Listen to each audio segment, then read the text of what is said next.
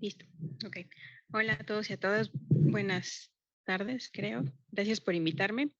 Aunque no tuve la oportunidad de ser parte de nada relacionado con Curie, pero espero que mi experiencia les llame la atención y les dé, no sé, algunos tips tal vez. Mi carrera, aunque fue, yo creo que lineal, en el sentido de que fui siguiendo todos los pasos que se tienen que seguir para llegar a una carrera en la academia. En realidad yo no tenía planeado ser científica. Mi familia era de muy escasos recursos, entonces la urgencia en mi casa era estudia algo rápido y ponte a trabajar porque ya se necesita que aportes dinero en la casa. Entonces, yo nací en la Ciudad de México, que mis papás emigraron de un pueblito en Oaxaca. Ellos no tuvieron la oportunidad de estudiar más allá de la primaria y por ser los hermanos mayores, pues como suele ser en México, les toca llevar la carga de mantener al resto de los hermanos en sus familias. Entonces ellos se vinieron a la Ciudad de México a trabajar aquí y pues ya después nací yo. Se ubican aquí en esta imagen de este lado de la derecha, no sé si ubican qué lugar de la Ciudad de México es ese. Sí, Iztapalapa, yo nací en Iztapalapa. Y mi primer acercamiento con la ciencia, aunque a mí me gustaba ya la ciencia, no lo veía como una carrera futuro porque de nuevo, ¿no? La urgencia era tener recursos para apoyar a mi familia. Yo estudié en una vocacional, la vocacional 6, que es como el programa de preparatoria del Instituto Politécnico Nacional. La ventaja de estas escuelas es que salen con una carrera técnica, entonces decía, bueno, esta es mi mejor opción, puedo estudiar una carrera de bachillerato y salgo con un título con el que a lo mejor ya puedo trabajar y aportar en mi casa. Estudié la carrera de técnico laboratorista clínico y en la vocacional descubrí que había un programa que se llama Programa Institucional de Formación de Investigadores, en el que los estudiantes pueden tener una beca si participan en programas de investigación o en algún proyecto. Entonces me acerqué, me dieron una beca y pensé, me dan dinero por hacer investigación, algo que me llama mucho la atención, entonces eso me interesa. Entonces hice un proyecto participé en un proyecto que tenía que ver con papilomavirus, detección de papilomavirus, con una investigadora que estaba en una escuela, en la escuela médico-militar. Y me di cuenta que a lo mejor ese podría ser también un camino para mí, no necesariamente terminar mi bachiller, mi preparatoria y trabajar, sino que a lo mejor tenía chance de hacer una carrera y buscando becas tal vez podía cumplir ese sueño de ser científica a lo mejor, ¿no? Entonces, este es como un ejemplo de las primeras imágenes que yo vi en la escuela. Hice un exudado faríngeo y vi bacterias y yo me quedé, ¿qué? Tengo bacterias en la garganta. Entonces, a partir de ahí me enamoré también de la microbiología. Estudié la carrera en el Politécnico, la carrera de química bacterióloga parasitóloga.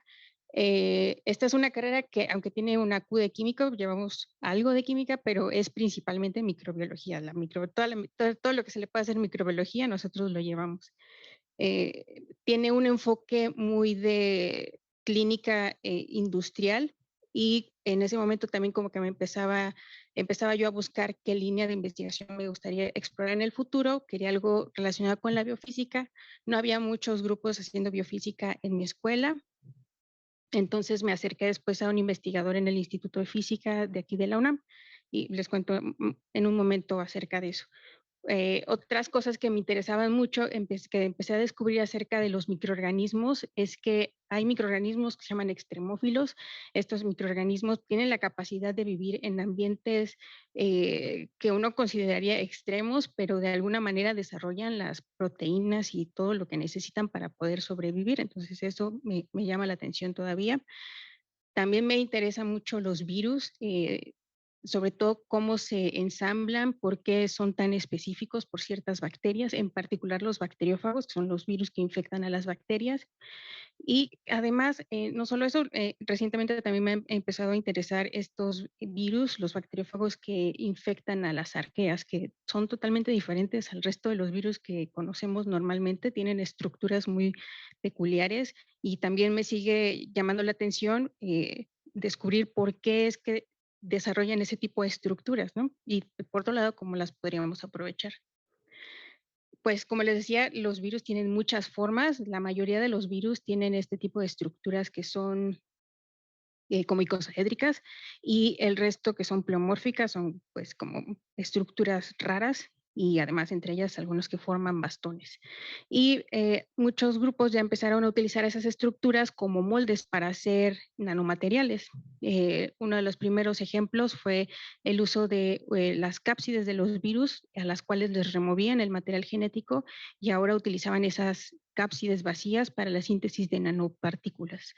¿Cuál es la ventaja? Que el tamaño de la cápside determina el tamaño de la nanopartícula, entonces es como hacer un molde perfecto, ¿no? Aquí hay un ejemplo, estos son muchos ejemplos de otros virus que se han utilizado para el desarrollo de nanomateriales. A mí los que me interesan mucho son los de tipo filamento, los que tengo acá abajo.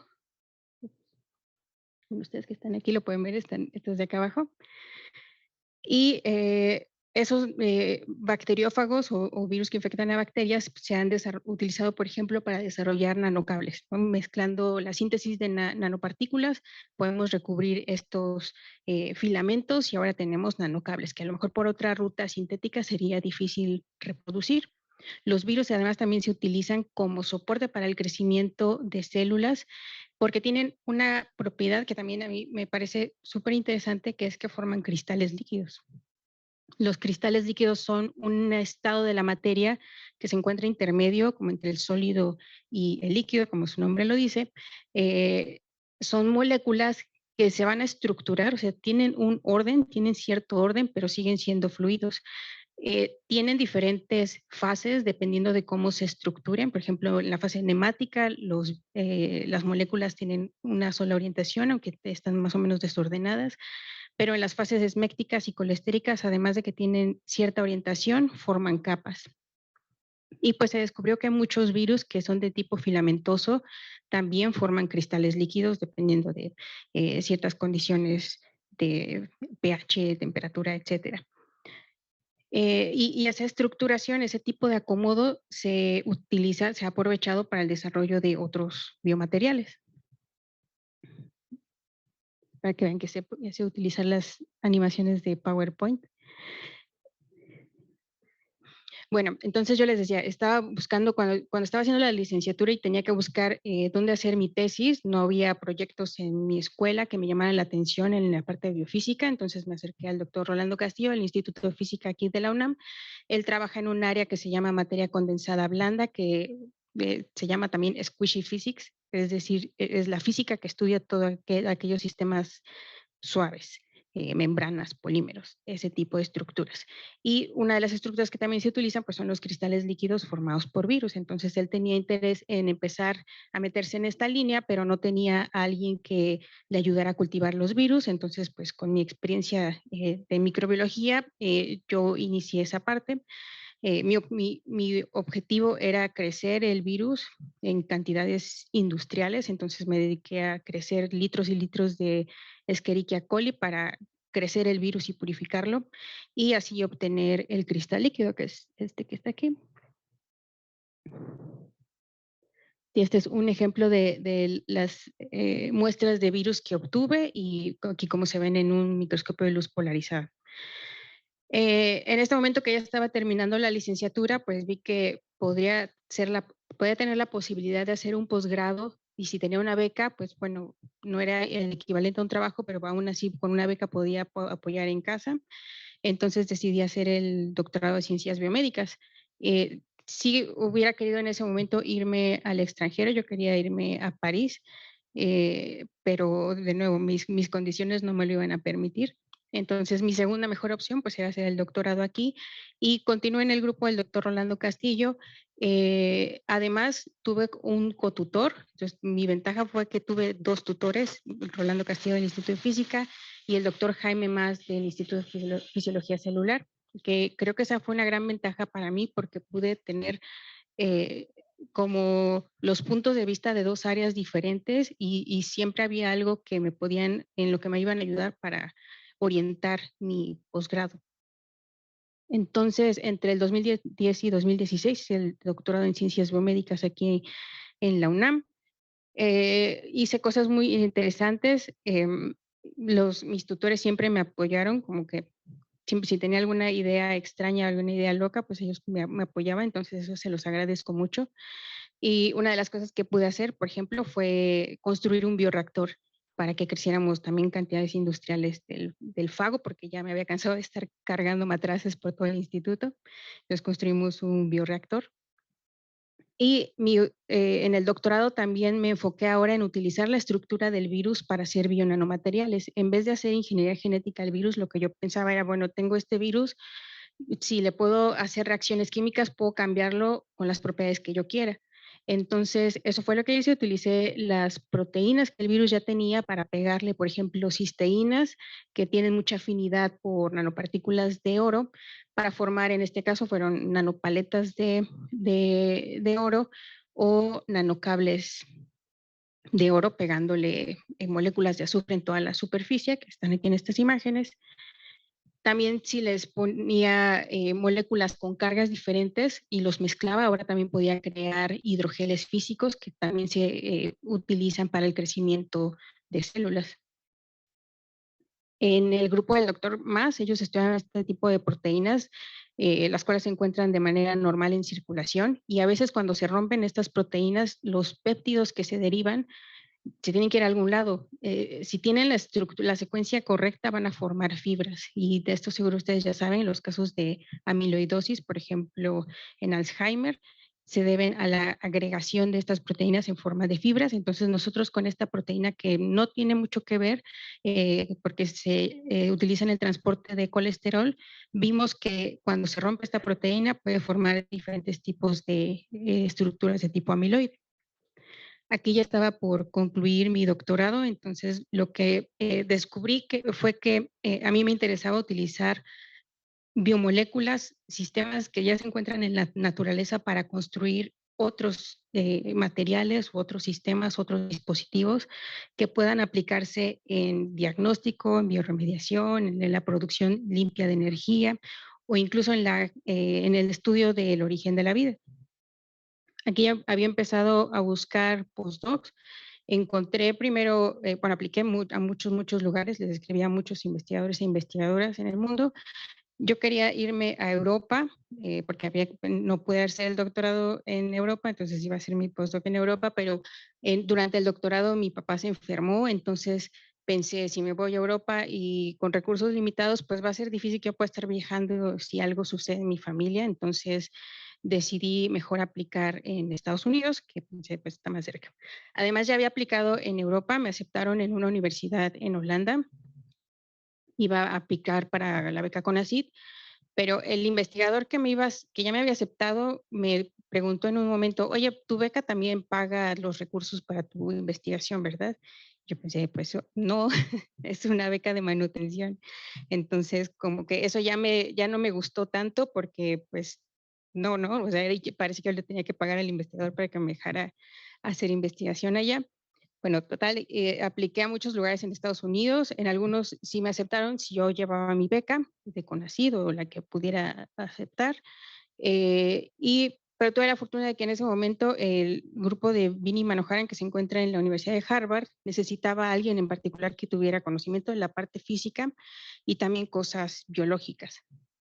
Entonces ya me entrevisté con él me aceptó para participar en un proyecto en su grupo, entonces estuve del 2017 al 2020 como postdoc. En el último año ya me subieron a Research Associate, que nada más es un cambio de título, no hubo cambio de salario, pero en este grupo, el grupo de Vini se encuentra en la Universidad de Harvard, en Boston, se ve muy bonito aquí durante 2 meses del año, el resto del año se ve así. Eh, pero su grupo es un grupo de físicos, principalmente de materia condensada blanda. Sus principales líneas eran microscopía holográfica y autoensamblaje de virus de partículas coloidales y la formación de cristales también. Y un proyecto en el que tenían poco tiempo de haber ingresado, era el desarrollo de células artificiales como parte de una iniciativa de diferentes universidades que se llaman MURI, Multidisciplinary University Research Initiative. Hay varias de varios temas, casi todas son pagadas por el Departamento de Defensa o por el Departamento de Energía. ¿Cuál es la ventaja? Que ese tipo de proyectos pues dan dinero para hacer investigación, pero también para pagarle al personal, ya sea para estudiantes de doctorado o para postdocs. Entonces, mi beca salió de ese proyecto, ya no tuve la necesidad de aplicar a otro financiamiento. Este grupo era bastante interdisciplinario. Aquí están los miembros que participan, bueno, que participan en ese momento, ahorita creo que ya se expandió, pero pueden ver que cada uno tenía como cierto expertise y con su expertise, desde su propio expertise iban a abordar el problema de desarrollar una célula artificial. Nosotros que estábamos como en la parte física de materia condensada blanda, nuestro objetivo era aportar un mecanismo para el control de reacciones de síntesis de DNA en una probable célula artificial. Hay muchas maneras de construir células artificiales que sí siempre se producen utilizando o polimersomas o micelas. Y la idea es obtener algo que se parezca mucho a lo que se encuentra en la naturaleza, que sea capaz de replicarse o de dividirse, que pueda capturar nutrientes del medio, que sea capaz de comunicarse y que además pueda formar por cierto tipo de comunicación con otras células artificiales que se encuentren en el medio. Entonces, nuestra idea era enfocarnos no en toda la célula, porque ya había otros en el grupo trabajando en cada una de las otras partes, sino en el control de reacciones, o sea, más bien en lo que pasaba en el núcleo con el material genético. Así que lo que yo propuse fue utilizar circuitos de DNA, que eso lo incorporáramos en el núcleo de esta célula artificial, que es básicamente utilizar cadenas cortas de DNA que van a empezar a interaccionar de diferente manera dependiendo de la secuencia que le pongamos, y un sistema que ellos ya habían desarrollado que era el uso de luz para controlar reacciones. Entonces ahí teníamos partículas que tienen un colorante que cuando se irradian con cierta longitud de onda se calientan y eso hace un cambio local en la temperatura y afecta a la secuencia secundaria, a la estructura secundaria del DNA. Este es el sistema que propuse allá, fue utilizar un polimersoma que encapsulara partículas coloidales recubiertas con DNA, y en ese DNA es donde va incorporada la información genética, digamos genética para una célula artificial, o la información del circuito de DNA. Una técnica que aprendí también allá, tuve la oportunidad de tomar un curso que dan en la Universidad de Brandeis sobre microfluídica, porque iba a ser necesario para que encapsuláramos esas partículas para formar el núcleo de la célula. Entonces tomé este curso para la síntesis, el diseño de chips de microfluídica, y esto fue lo que ya pude hacer en la Universidad de Harvard. La microfluídica pues es una técnica que permite la manipulación de fluidos a muy pequeña escala y tiene muchísimas aplicaciones. Una de ellas, una de las principales, pues es la formación de microgotas, en donde cada gota puede funcionar como un microbioreactor. Entonces, en vez de tener miles de matraces, pueden tener en cada gota puede ser un ejemplo de un matraz.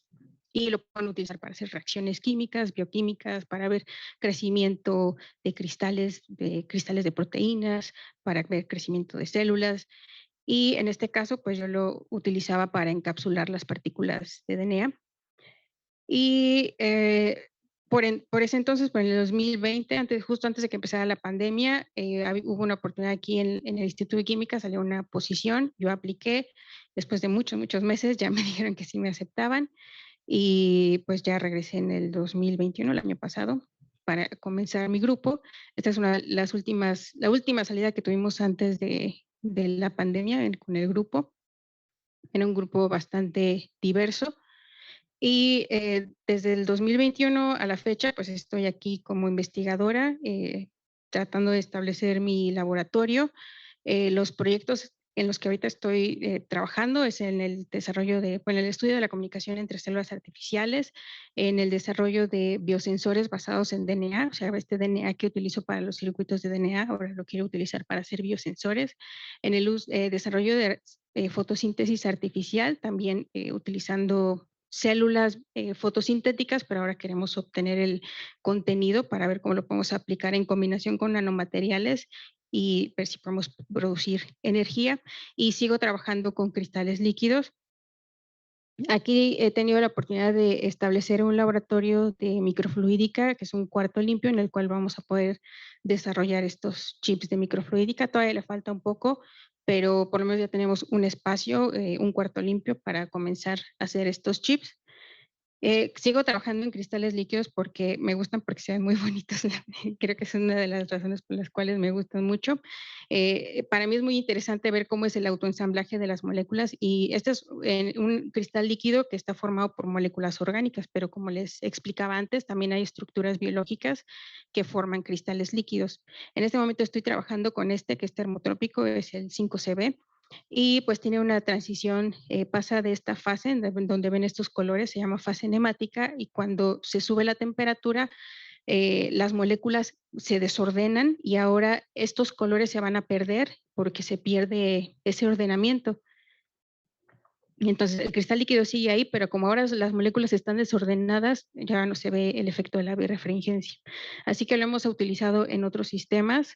Un amigo que hizo conmigo el doctorado, también aquí con el doctor Rolando Castillo, él sí es físico, se fue a la Universidad de Chicago a hacer su postdoc en un grupo que trabaja con cristales líquidos. Entonces yo descubrí, bueno, hice unos experimentos por mi parte, con este cristal líquido y con las partículas que estaba usando para el DNA, y veía como cuando no había un colorante, no hay ningún efecto en el cristal líquido, pero cuando se tiene el colorante y se le ilumina con la longitud de onda que absorbe este colorante, hay una transición de fase que es así instantánea, en el orden de milisegundos.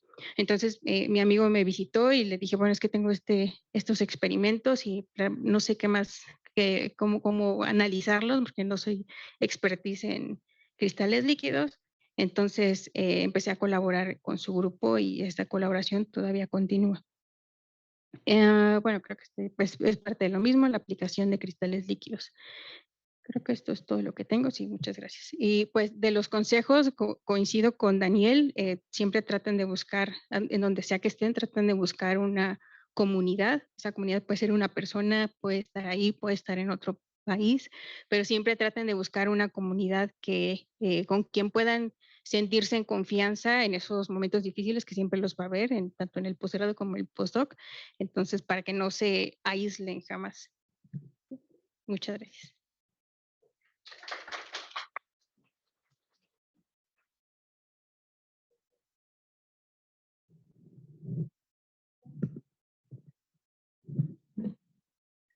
Muchas gracias, Dani. ¿Tenemos preguntas? Por acá. Sí. Hola, Dani. Muchas gracias por la presentación. Como mañana es el día de la contra la violencia y todo, quería ver como mujer en la ciencia cómo sentiste tú esta interacción, si sufriste jamás o si sentiste que fue un impedimento en tu evolución. Gracias.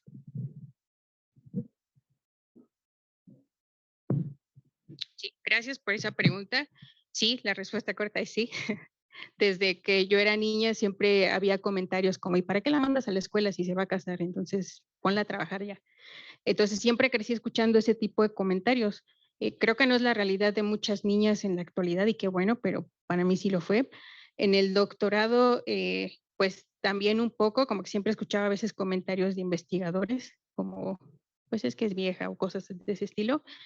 Y esos eran de los como los más, bueno, los menos, que me hacían menos enojar, pero sí, también. Cuando fui a Estados Unidos, pues ahora no solamente tenía que lidiar con el sexismo, sino también ahora con racismo. A lo mejor no es algo evidente para muchas personas. Además, me tocó llegar en el peor periodo en Estados Unidos, que fueron 4 años horrendos con ese gobierno. Entonces era horrible a veces tener que lidiar con esa presión de que, bueno, tal vez hoy va a ser el día que ya corran a todos los mexicanos de Estados Unidos, algo así, ¿no? Sí, era algo bastante que sí me provocaba bastante ansiedad ya. Y de nuevo, ¿cómo lo traté de llevar? Buscando una comunidad, otras amigas y amigos que también veían esos mismos casos y que decíamos, bueno, por lo menos no nos estamos imaginando esto, ¿no? Si es un problema que está pasando, no está nada más en mi cabeza. A veces parecería que estamos locos y que nos lo estamos imaginando, pero ya cuando platicaba con otras personas también de orígenes diversos, no necesariamente americanos blancos, veía que eso también era un problema. Esto va a ser inevitable en donde quiera que vayan, por más que se vayan al primer mundo, el primer mundo también tiene esos problemas, si no es que más que otros países. Entonces, cuando vayan al extranjero, nada más tengan eso en mente y de nuevo busquen una comunidad en la que se sientan resguardados.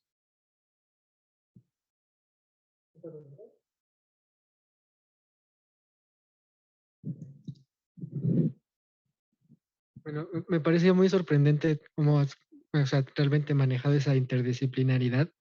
¿Cómo lo haces? Para mí, bueno, la poca experiencia que tuve con microfluídica era un mundo completamente distinto y nunca lo terminé de, de dominar.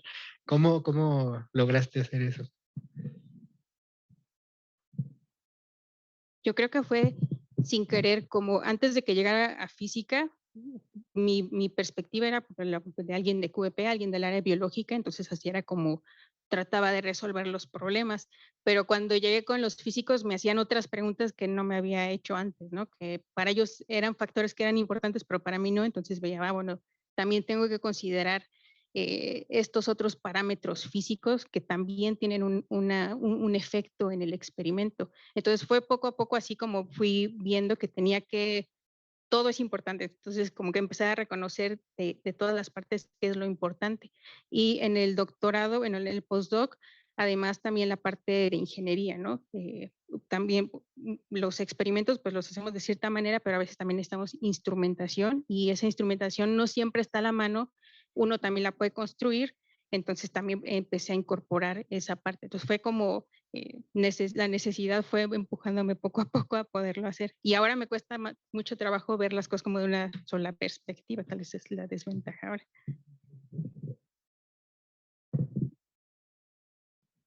Ok, si no hay más preguntas, muchas gracias, Anaí.